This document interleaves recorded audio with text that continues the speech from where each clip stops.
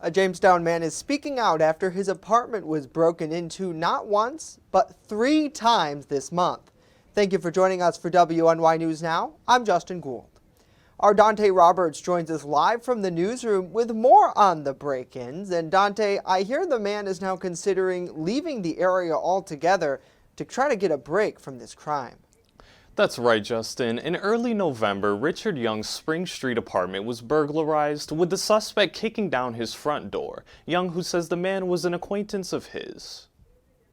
He comes over one day, decides to kick my door in, bum rush me, started hitting on me, took some things. I don't even remember what he got off the table that day. The man who Young says has since been charged in the crime was released later in the day because of New York State's bail reform laws. As for the 2 other break-ins that followed, Young isn't sure who is responsible. They stole my laptop, had all my cryptocurrency information.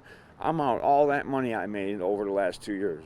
And I was just about to retire and move to Massachusetts. Young has since taken extra precautions to secure his apartment, like boarding up a door in his bathroom that leads to the basement, an area of the property which is still unsecured even after he asked his landlord for help. He's a slumlord. He lives in Florida.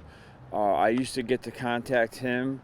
I was never allowed to talk to this so-called Mr. Wilson that was his property manager at the time. The living situation, Young says, is not ideal. The absentee landlord is blamed for several issues, like the lack of working heat in the house. Currently, Young uses his stove to warm up during the winter months. In the end, the Jamestown man tells us he will likely leave the area altogether. I want out.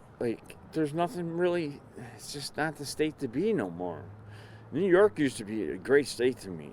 I would live in no other state. I love Buffalo. I love Buffalo area, the people. I don't know more.